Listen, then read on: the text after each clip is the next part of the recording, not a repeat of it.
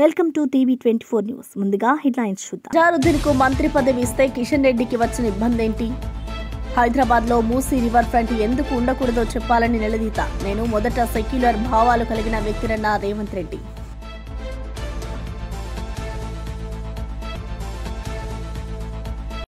ప్రధాని నరేంద్ర మోదీని కలిసిన ప్రపంచ కప్ గెలిచిన మహిళా క్రికెట్ జట్టు సభ్యులకు తన నివాసంలో ఆతిథ్యం ఇచ్చిన ప్రధానమంత్రి. భారత జట్టు అద్భుతమైన పునరాగమనం చేసిందని ప్రశంస. నమో అని సంతకం చేసిన జెర్సీ ప్రధానికి బహుకరణ.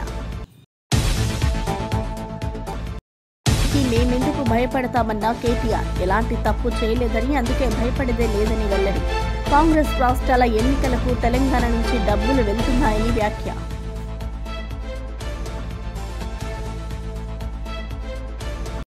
మంత్రి మండిపల్లి రాంప్రసాద్ రెడ్డి సంచలన వ్యాఖ్యలు. వైసీపీ మాజీ ఎమ్మెల్యే గడికోట శ్రీకాంత్ రెడ్డిపై విరుచుకుపడిన రాంప్రసాద్. రాయచోటి నియోజకవర్గంలో శ్రీకాంత్ రెడ్డి ఏ విధమైన అభివృద్ధి చేశారో చర్చకు సిద్ధమా అంటూ సవాల్.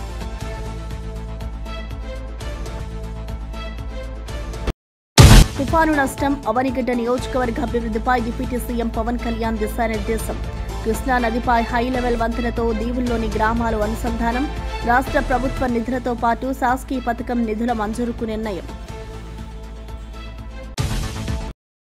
జూబ్లీహిల్స్ లో కాంగ్రెస్ అభ్యర్థి నవీన్ యాదవ్ కి మద్దతుగా నిర్వహించిన ప్రచారంలో సీఎం రేవంత్ రెడ్డి బీజేపీపై తీవ్రస్థాయిలో విమర్శలు గుప్పించారు. అజారుద్దీన్ కు మంత్రి పదవి ఇస్తే కిషన్ రెడ్డికి ఇబ్బంది ఏంటని ప్రశ్నించారు. బీఆర్ఎస్ పేరుతో బీజేపీ ఓట్లు అడుగుతోందని ఆరోపించారు. నియోజకవర్గంలో 400 కోట్లతో అభివృద్ధి పనులు కొనసాగుతున్నాయని తెలిపారు. మూసీ రివర్ ఫ్రంట్ ప్రాజెక్టుపై కిషన్ రెడ్డి ఎందుకు మౌనం వహిస్తున్నారని నిలదీశారు. తాను సెక్యులర్ భావాలు కలిగిన వ్యక్తినని, మైనారిటీల మద్దతుతోనే 3 సార్లు గెలిచానని తెలిపారు. కాంగ్రెస్ ప్రభుత్వం మైనార్టీలకు ఎలాంటి ఇబ్బందులు రాకుండా పాలన కొనసాగిస్తుందని అన్నారు. మోదీ, కేసీఆర్ ఇద్దరూ ముస్లింలను మోసం చేస్తున్నారని విమర్శించారు. కేటీఆర్ సవాళ్లు విసరడం, తర్వాత పారిపోవడమే అలవాటని రేవంత్ వ్యాఖ్యానించారు. किशन रेड्डी साहब ने दरखास्त रखे गवर्नर साहब को, भाई अजहरुद्दीन को मंत्री नहीं बना देना, आप वक्त नहीं देना. मैं पूछना चाहता हूं शेखपेट से किशन रेड्डी साहब को, आपके बाप का जागीर जायदाद हम नहीं मांगा. हमने गुजरात नरेंद्र मोदी जी का जमीन जायदाद हम नहीं मांगा. तेलंगाना रियासत में जो हमारे मुसलमान भाइयों का हिस्सा, जो मंत्रिमंडल में उनका हिस्सा, मोहम्मद अजहरुद्दीन को हम मंत्री बनाए. आप नहीं, मोदी जी नहीं, अमित शाह नहीं, सब आके खड़ा रहे तो भी हम लोग मोहम्मद अजहरुद्दीन को मंत्री बनाया. मंत्री बना के माइनॉरिटी के हिस्से माइनॉरिटी को दे दिए. भाई कल मैं रहमत नगर में भाषण दे रहे थे. मैं बोलने का मतलब, मुसलमान का मतलब कांग्रेस, कांग्रेस का मतलब मुसलमान. आज कांग्रेस की ताकत,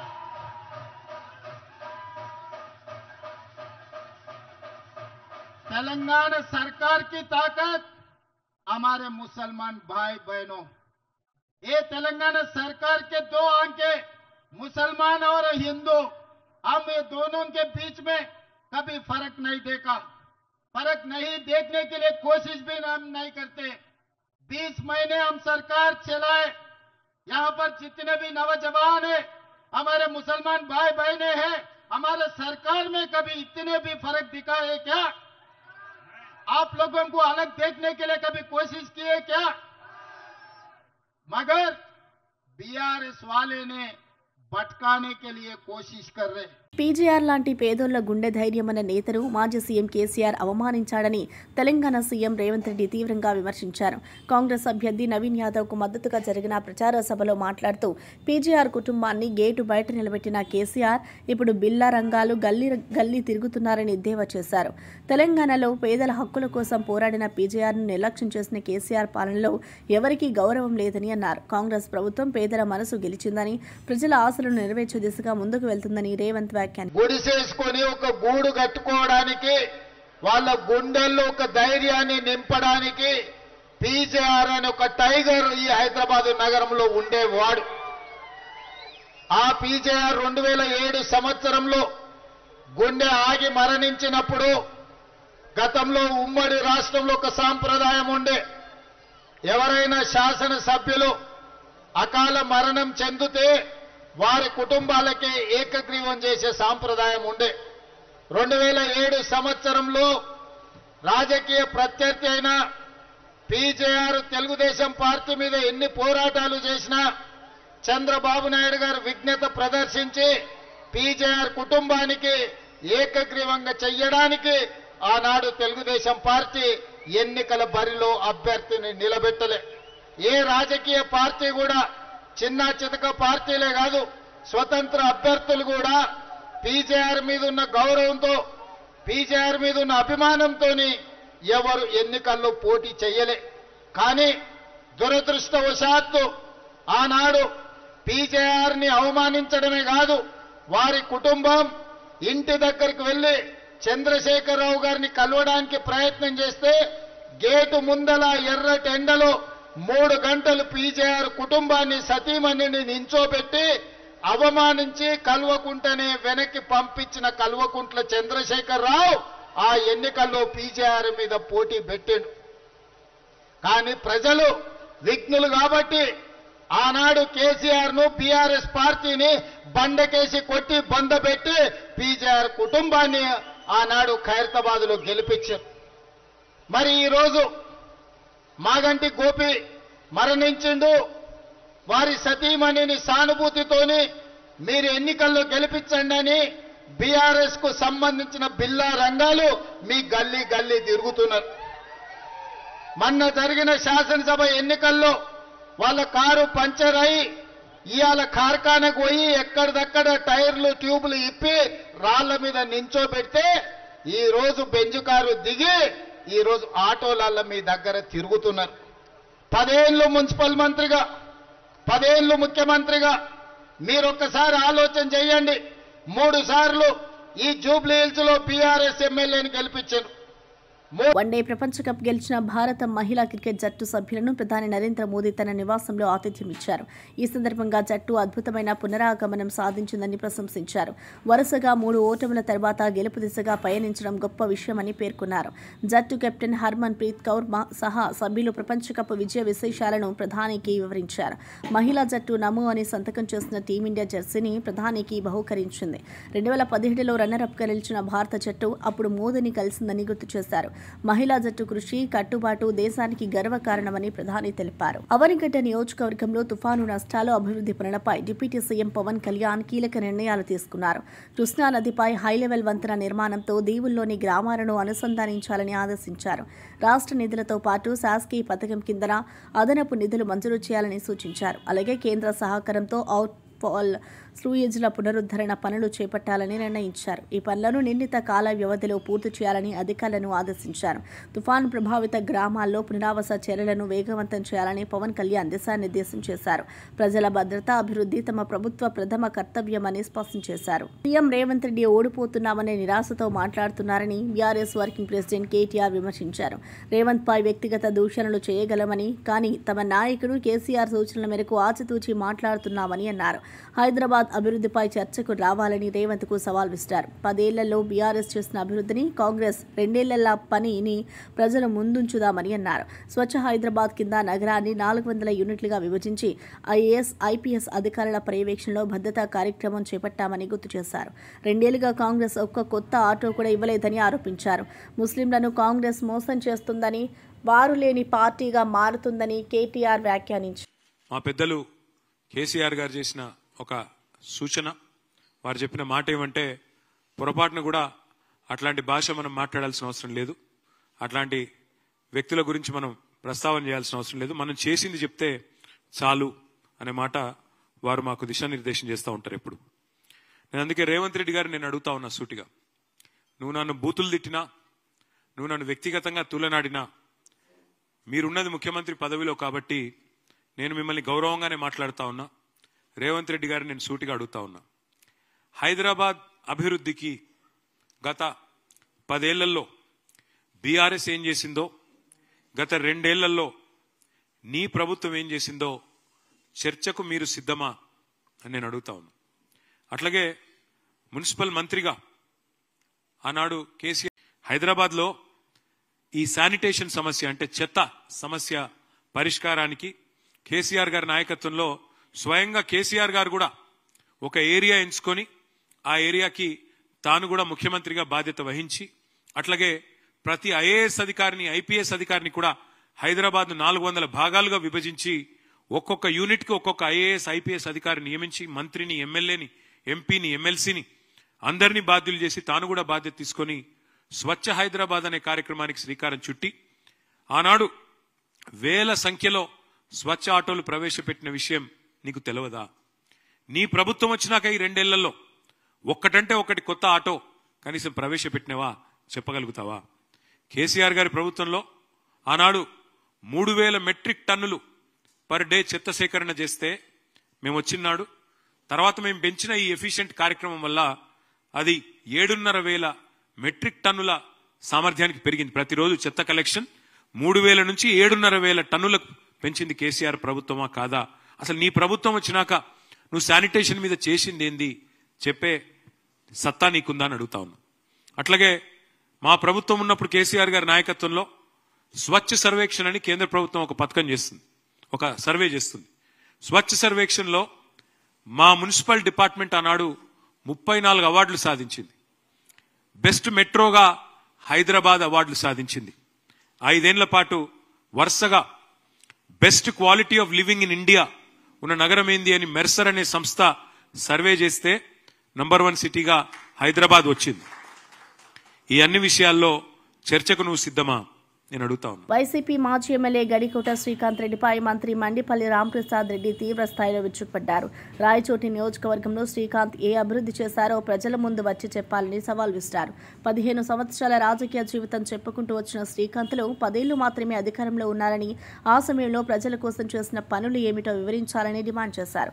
ఎమ్మెల్యేగా ఉన్నప్పుడే వైసీపీకి వ్యతిరేకంగా పనిచేసిన వ్యక్తి ఇప్పుడు ప్రజాభిమానం చూపించడం దారుణమన్నారు. ప్రజలు ఇప్పుడు మారిపోయారని, అవినీతి పరుల పట్ల సహనం చూపారని హెచ్చరించారు. రాబోయే ఎన్నికల్లో వైసీపీకి ప్రజలు తగిన బుద్ధి చెబుతారని మంత్రి రాంప్రసాద్ రెడ్డి తెలిపారు. మన పార్టీ లేదనా? మన పార్టీ లేదు. మళ్ళా వచ్చే 5 సంవత్సరాల పార్టీ ఉండింది కదా, పార్టీ ఉండింది, పదవి ఉండింది, కేబినెట్ హోదా పదవి ఉండింది. అప్పుడైనా జగన్మోహన్ రెడ్డి హయాంలో రాయచోటి నియోజకవర్గానికి ఏం చేశారని అడుగుతున్నా. రండి, చర్చకు రండి. ఏ విధమైన అభివృద్ధి రాయచోటి నియోజకవర్గాల్లో జరిగినాయి? నేనున్నా, నువ్వున్నా, ఇంకోడున్నా కొన్ని అభివృద్ధి కార్యక్రమాలు అనేది మనం ఇంట్లో పనుకునే జరుగుతూ ఉంటాయి. నిజమా కదా? మొగుడు చచ్చిపోయినా కూడా పిల్లం ఎట్టోట పెంచింతైనా బతుకుతుంది. నువ్వు లేకపోయినా, ఇంకో ఆయన లేకపోయినా 5 ఏళ్లలో పనులు జరిగింటాయి. అవన్నీ నీ లెక్కలు వేసుకుంటే మేము ఒప్పుకోం, అవన్నీ ఒప్పుకోం. ఇప్పుడు ప్రభుత్వాలు ఉన్నాయి, పింఛన్లు ఇస్తాయి, అందరూ బతకచ్చు. నీవు విప్పుగా ఉన్న కాలంలో చీఫ్ విప్పుగా ఉన్నావు, అది కూడా మంత్రి హోదానే. ఆ 5 సంవత్సరాలు ఏం చేసినావు? మీ ఊర్లో గజేంద్ర రెడ్డికి 13 ఎకరాలు రాసేవాడు అభివృద్ధి అని అడుగుతున్నా. దిన్నపాడులో ఉండేవానికి నీ చెంచాకు నువ్వు 13 ఎకరాల భూమి కలెక్టర్ ఆఫీస్ కట్టాలనుకుంటే భూమి రాసిచ్చినావు. కన్నులు అట్టపోయి మళ్ళీ ఎన్నిక గవర్నమెంట్ తీసుకునింది. ఇదే అభివృద్ధి అని అడుగుతున్నా. ఏం చేసావు అభివృద్ధి? అన్నమయ్య జిల్లాలో ఫ్రీ హోల్డ్ చేశారు. నువ్వు పెద్దిరెడ్డి రామచంద్రారెడ్డి కలుసుకొని గవర్నమెంట్ భూములన్నీ ఫ్రీ హోల్డ్ చేసుకొని రాత్రికి రాత్రి బీదోళ్ల భూములన్నీ మీ పేర్లతో ఎక్కించుకున్నారు లేదా అని అడుగుతున్నా. వీరభద్ర స్వామి గుడిలో వచ్చి ప్రమాణం చేయండి. సుమారు 500 మంది నాయకుల పేర్లతో భూములు 5 సంవత్సరాల్లో ఎక్కినాయా లేదని అడుగుతున్నా. తెలంగాణ ప్రభుత్వం ప్రజల సంక్షేమం కోసం అంకిత భావంతో పనిచేస్తుందని డిప్యూటీ సీఎం భట్టి విక్రమార్క అన్నారు. రోడ్ల నిర్మాణ పనులను వేగవంతం చేయాలని సంబంధిత శాఖ అధికారులకు ఆదేశాలు జారీ చేశారు. 2 లైన్ 4 లైన్ రోడ్ల ప్రాజెక్టులు పూర్తి దశకు చేరాయని, మరికొన్ని ప్రాంతాల్లో పనులు వేగంగా సాగుతున్నాయని తెలిపారు. ముఖ్యమంత్రి రేవంత్ రెడ్డి ఎప్పటికప్పుడు అభివృద్ధి పనులను పర్యవేక్షిస్తూ ప్రజలకు మేలు కలిగించే చర్యలు తీసుకుంటున్నారని అన్నారు. రవాణా సదుపాయాలు మెరుగుపడితే ప్రాంతీయ ఆర్థిక అభివృద్ధి వేగమవుతుందని భట్టి తెలిపారు. ప్రతి గ్రామానికి మెరుగైన కనెక్టివిటీ, ప్రతి పౌరుడికి సౌకర్యం కల్పించడం ప్రభుత్వ లక్ష్యమని స్పష్టం చేశారు. గౌరవ ముఖ్యమంత్రి గారు అట్లాగే కేబినెట్ ఈ ప్రాంతానికి సంబంధించినటువంటి మహేందర్ రెడ్డి గారు, అట్లాగే మన రామ్మోహన్ రెడ్డి గారు, ఈ ప్రాంతానికి సంబంధించిన స్పీకర్, ఈ జిల్లాకు సంబంధించినటువంటి ప్రసాద్ కుమార్ గారు ముఖ్యమంత్రి గారితో మాట్లాడి దీనిపైన ప్రత్యేక దృష్టి సారించి NG2లో ఉన్నటువంటి ఆ కేసుని అక్కడ కొట్లాడి ఒప్పించి నొప్పి లేకుండా దాన్ని ఎన్జిటి కేసుని మొన్న 30వ తారీఖు నాడు తొలగించేటువంటి చర్యలు తీసుకోవటమే కాదు, తొలగించిన మరుక్షణం నుంచి ఒక్క నిమిషం కూడా ఆలస్యం చేయకుండా ఇక్కడికి వచ్చి కొబ్బరికాయ కొట్టి పనులు మొదలు పెట్టించినటువంటి చరిత్ర. అంటే ఒక్క నిమిషం ఆలస్యమైనా ఈ ప్రాంత అభివృద్ధికి నష్టం జరుగుతుందనేటువంటి ఆలోచనతో తపనతో పనిచేస్తున్నటువంటి వ్యవస్థ మీ అందరికీ గుర్తు చేయాలన్నటువంటి ఆలోచనతోనే నేను ఈ విషయాలు చెప్తా ఉన్నాను. మిత్రులారా, ఈరోజు రాష్ట్ర ప్రభుత్వం ప్రజల కోసం పనిచేసేటువంటి ప్రభుత్వం. ఈరోజు 4 లైన్ రోడ్ వాడివాడిగా అతి త్వరలో పూర్తి చేసే కార్యక్రమాన్ని ముఖ్యమంత్రి గారు దగ్గరుండి పర్యవేక్షణ చేస్తూ, అట్లాగే R&D మంత్రి గారు దగ్గరుండి పర్యవేక్షణ చేస్తూ ఈ ప్రాంత అభివృద్ధి కోసం ఈ ప్రాంత శాసనసభ్యుడు రామ్మోహన్ రెడ్డి గారు మిగతా మిత్రులందరూ కోరిక మేరకు వడివడిగా చేసే కార్యక్రమంతో పాటు అనేక సంక్షేమ కార్యక్రమాలు కూడా ఈ ప్రాంతంలో చేపడతా ఉన్నాం. ఈరోజు విద్యుత్ శాఖకు సంబంధించినటువంటి సమాచారం తీసుకుంటే కేవలం ఈ జిల్లాకు సంబంధించి నేను కొన్ని విషయాలు మీ దృష్టికి తీసుకొని రాదలుచుకున్నాను.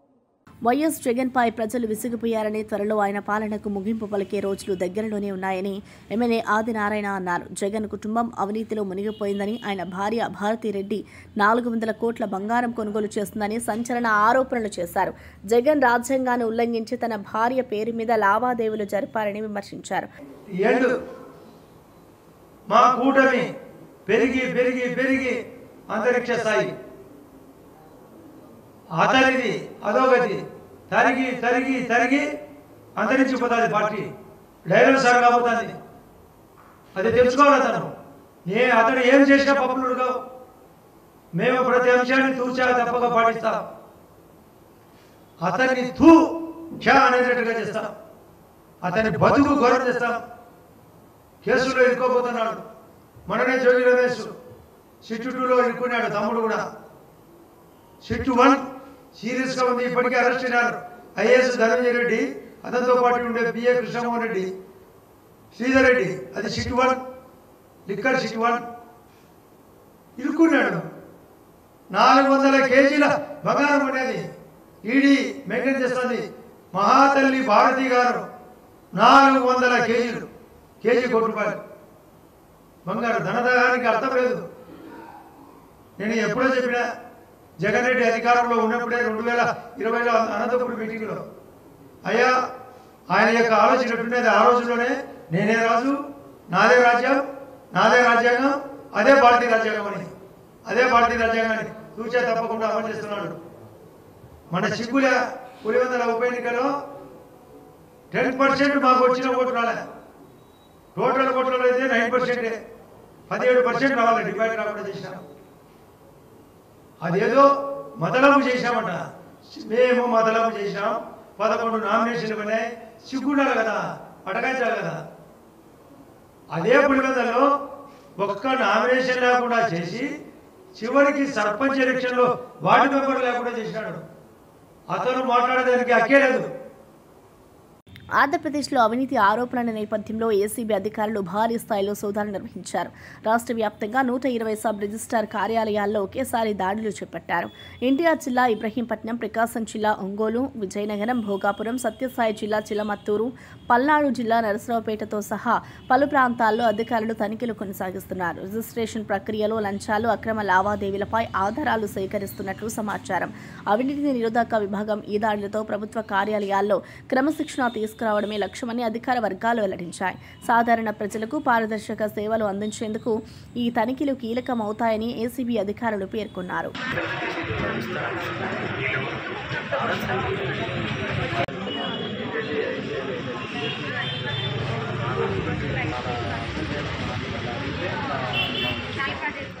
నా పేరు బి రమేష్ బాబు, ఒంగోలు ఏసీబీ సిఐనండి.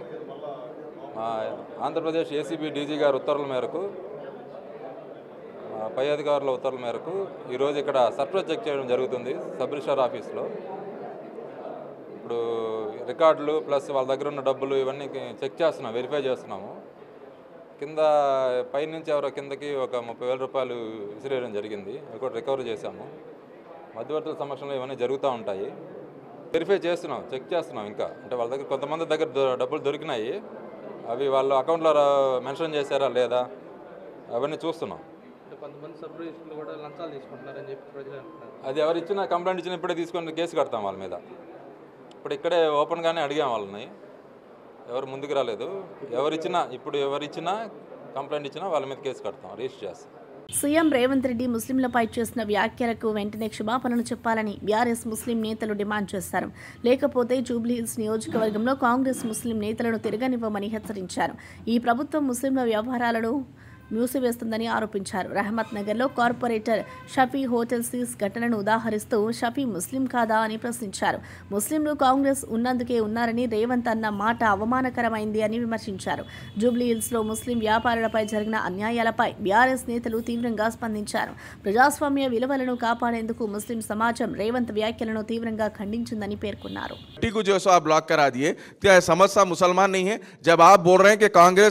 से ही मुसलमान है तो क्या समझ साहब आपको मुसलमान नहीं दिख रहे? और हमारे भाई शफी भाई है जो रहमत नगर के कारपोरेटर थे, आप उनकी होटल सीज कर दिए, क्या शफी साहब मुसलमान नहीं है? मैं एक एक चीज़ अगर आपको मैं बोलता गया, बताता गया, और आप देख सकते हैं कि हमारे भाई है जो सो उनकी जो सो बिल्डिंग आप जो सो तोड़ रहे हैं, क्या ये हमारा कलमागो भाई नहीं है जिसकी आप बिल्डिंग आप तोड़ते जा रहे हैं और ये बोल रहे हैं कि मुसलमानों से जो सो कांग्रेस से मुसलमान है आप बोलते जा रहे हैं? मैं सीएम साहब रेवंत रेड्डी साहब आपको मैं खुलेआम तौर पे ये बोल रहा हूँ, ऐलान कर रहा हूँ, हमारे पूरे मुसलमानों के तरफ से, खासकर बीआरएस पार्टी के मुसलमानों के तरफ से बोल रहा हूँ, और जितने हमारे मुसलमान भाई कलमागो भाई उनके तरफ से कह रहा हूँ, आप मुसलमानों से माफ़ी मांगिए, वरना कोई मुसलमान को हम कांग्रेस के कोई मुसलमान को हम फिरने नहीं देंगे। इतनी भी क्या आप लोगों को अपनी जो सो क़यादत पे ये हो गई है कि आप जो सो एक सीएम आपका ठहर के बोल रहा है कि जो सो मुसलमानों कांग्रेस से मुसलमान है करके लानत आना चाहिए ऐसे मुसलमानों पे, ऐसे कैबिनेट मिनिस्टर पे, ऐसे एमएलसी पे, और ख़ासकर उनके जो मुशीर है शब्बीर अली साहब, आप अपने पूरे मुसलमानों को लेकर जाइए, उनसे माफ़ी मंगाइए, वरना आप इस्तीफ़ा दीजिए, वरना जुबलीहिल्स बोल के नहीं कहीं भी आपको पूरे तेलंगाना में हम बीआरएस के मुसलमान आपको फिरने नहीं देंगे. సింహాచలం వరాహ పుష్కరిణి వద్ద కార్తీక పౌర్ణమి సందర్భంగా ఘనంగా పుణ్యానది హారతి కార్యక్రమం జరిగింది. సాయంత్రం నుండి వేలాది మంది భక్తులు పుష్కరిణి వద్దకు చేరుకుని దీపాలను వెలిగించి నీటిలో వదిలారు. ఘనంగా నిర్వహించిన హారతిలో భక్తి శోభ వెల్లివిరిసింది. ఈ సందర్భంగా స్నానాచార్యులు గోపాలాచార్యులు మాట్లాడుతూ నీటిని వృధా చేయవద్దని, గంగను పవిత్రంగా కాపాడాలని సూచించారు. సింహాచలం ఆలయ అధికారులు ప్రత్యేక ఏర్పాట్లు చేయడంతో కార్యక్రమం శాంతియుతంగా జరిగింది. పుష్కరిణి పరిసరాలు భక్తులతో కిటకిటలాడగా దీపాల కాంతులతో పరిసరాలు ప్రకాశించాయి. భక్తులు శివ విష్ణు నామస్మరణలో తరచి భక్తులు భావంతో పుణ్యస్నానాలు ఆచరించారు.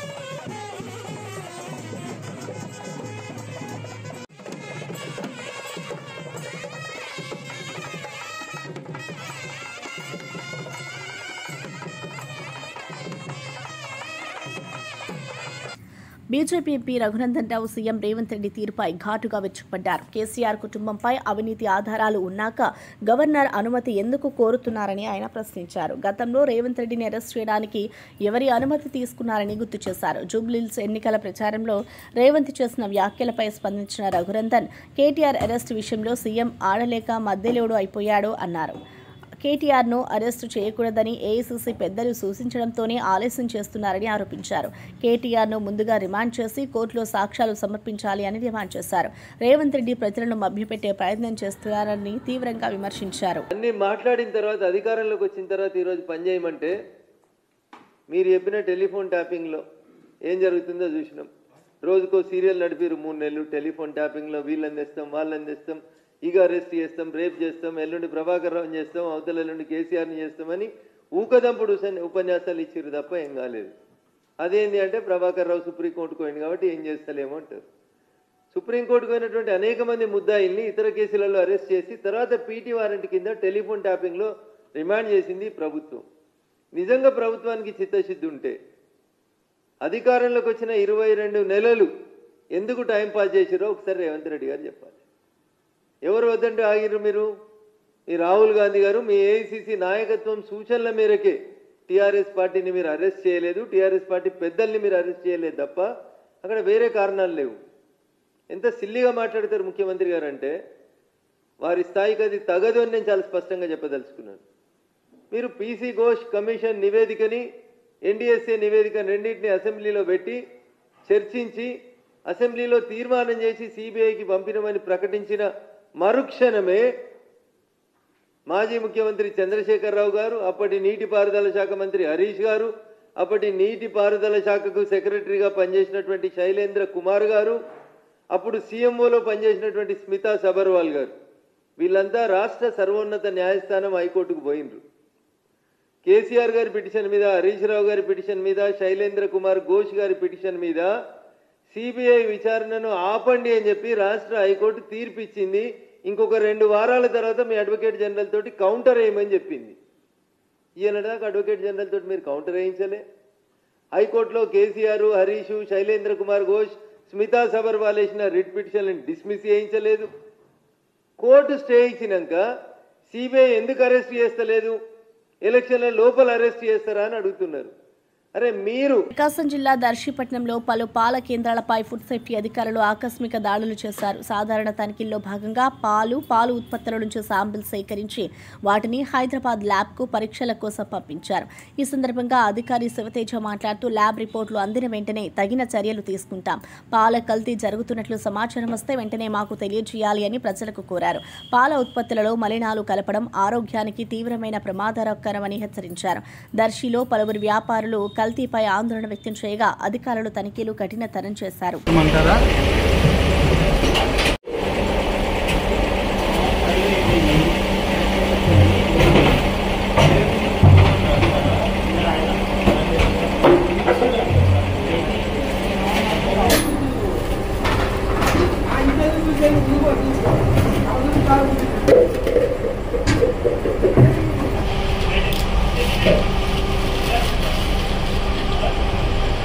డిప్యూటీ సీఎం పవన్ కళ్యాణ్ ఫ్లెమింగోలకు శాశ్వత నివాసం కల్పించాలన్న ప్రకటనపై వైఎస్ఆర్సీపీ నేత భూమన కరుణాకర్ రెడ్డి చమత్కారంగా స్పందించారు. ఆయన మాట్లాడుతూ పులికాట్ సరస్సులో పక్షులకు నివాసం కల్పించడం అభినందనీయం.